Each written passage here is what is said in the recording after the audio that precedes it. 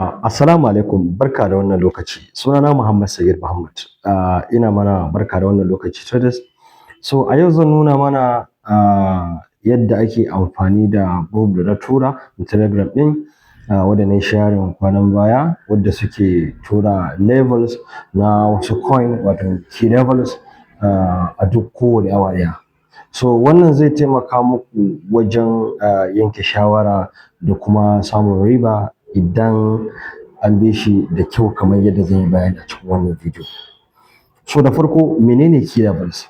Key levels su ne manyan wurare na farashi a cikin chart kamar irin su support da resistance. Wato inda farashi yake tsaye, wato ya kasa sauka, ko kuma wuri ne inda ya tsaya ya kasa hawa sama. So wa'annan wurare suna da matuƙar muhimmanci domin yawanci nan ne traders ke shiga ko kuma fita trade. So kuma sau da yawa farashi yana yin reacting a irin wa'annan wurare. So ina so na mana wani gargaɗi. Gargaɗin shine, so wannan bidiyo nan is not a financial advice. So idan strategy naka yana aiki da kyau, so ba lallai bane sai ka canza strategy naka.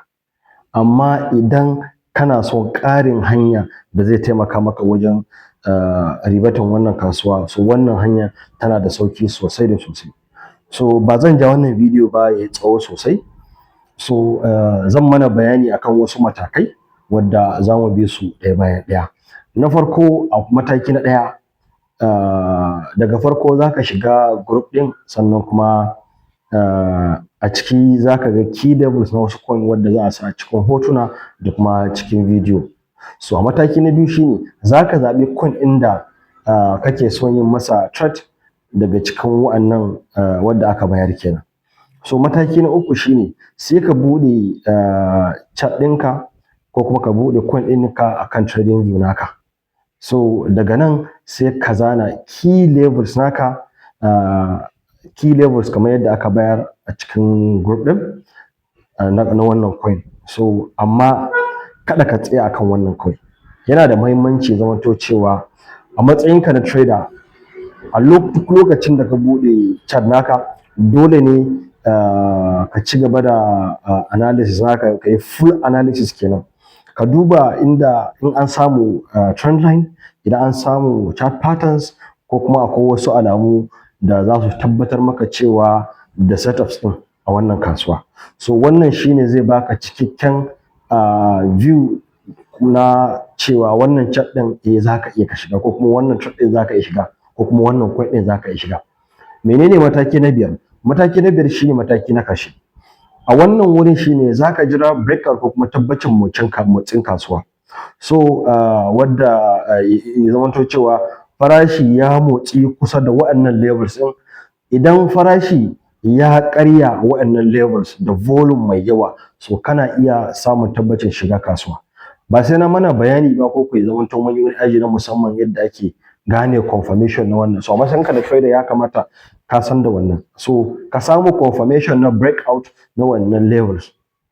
So ka sani cewa ko da kai future trader ne ko kuma kai support trader ne, wannan zai maka amfani. Because levels ɗin wani lokaci za ga is advantage to support trader, wani lokaci is an advantage to future trader. So kowa na iya amfani da shi. So bari mu shiga mu yi abin nan yadda ya dace. Muka ce mataki na farko shine za mu shiga wannan group. So bari mu duba wannan group. So in kun duba yanzu karfe 9:17. So an tura ga wannan shine group ɗin. Wannan shine group ɗin. In kun duba last message da aka tura 9:06. Karfe 9:06. So kun gani wannan su ne coins haka. Wannan shine wanda aka tura cikin hoto, sannan kuma wannan shine wanda aka tura cikin bidiyo. Kun gan su. So za mu iya bari mu fara ɗauka na ɗaya, wadda coin kuna ganin sa NMR USDT. Gaba ɗaya suna tura su ne akan 1 hour time frame. kun ga 24 hours change ya karu ne da 14% in the last 24 hours. Sannan 24 hours volume nasu an samu ƙarin 11 million, wadda a farashinsa a last price da aka lokacin da aka ɗau wannan, so ana da price nasa yana around 9.7. So kun ga levels nasa anan, bari mu ga levels nasa.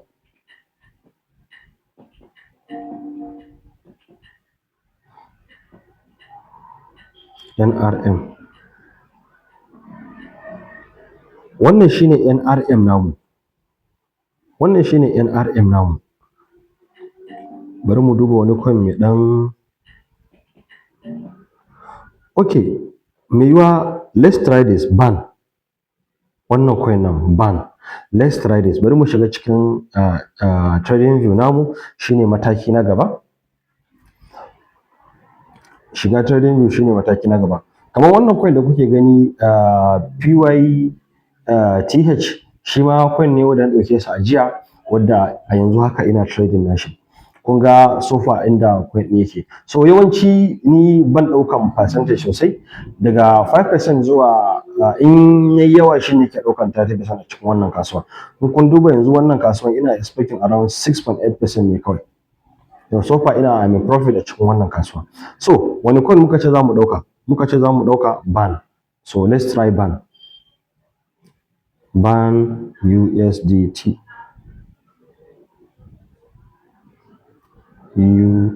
USDT.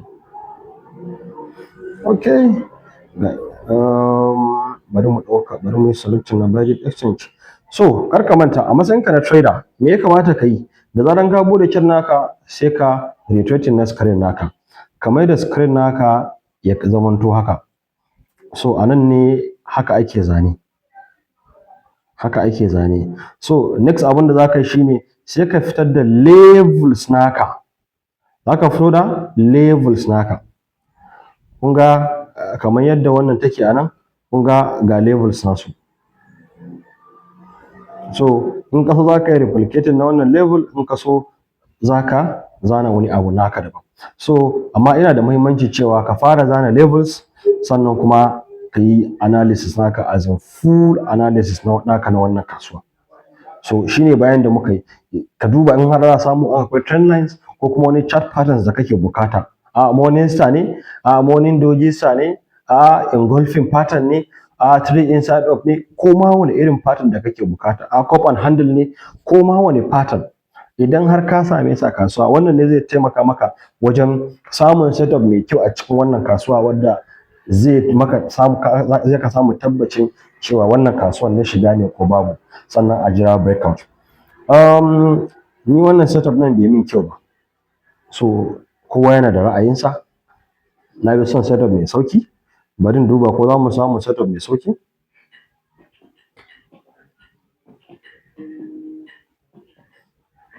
Ga wannan tag. Let's look at tag. Tag USDT. Tag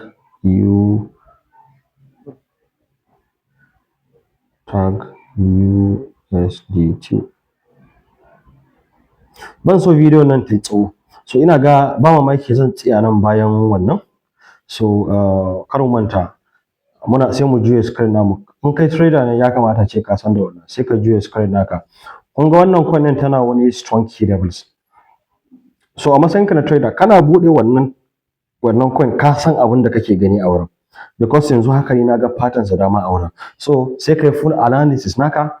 Bayan kai full analysis naka, sa'annan sai ka jira breakout na wani analysis da kai, shikenan an gama. Shikenan an gama. So mataki na ƙarshe shine ka shiga trade, ka ɗau riba.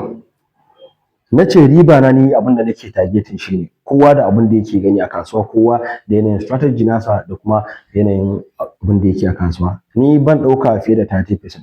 Daga ina ɗaukan 5%, na fiye ɗaukan 5% ma. 5, 10, 15, 20, 25 har 30% ina ɗaukawa. Kun ga wannan coin a so far yanzu kamar tana tashiwa, Allahu alam za ta yi pumping ne ko ba za ta yi pumping ba, sai kai analysis naka nan ne za ka ɗauko. ba zan ce mana a siya ba ko kar a siya, amma yawancin coins da muke gani nan ana samun riba a kai sosai da sosai idan har baka yi buri ba sosai. So haka kawai wannan shine abin da kake bukata kai, kaga sauki ko? So idan ka haɗa wa'annan da discipline da kuma risk management, za ka iya amfani da wannan group ka ƙara ribanka. So idan wannan bidiyo ya amfane ka, ka danna min like, ka danna min share, ka kuma yi following ɗina saboda ƙarin tips akan trading da kuma harkan web3 na yau da kullum. Insha Allahu za mu ke dropping na wannan bidiyo lokaci zuwa lokaci, wadda wannan take na ne, I'm a video content creator, abinda nake kenan a wannan. Nagode.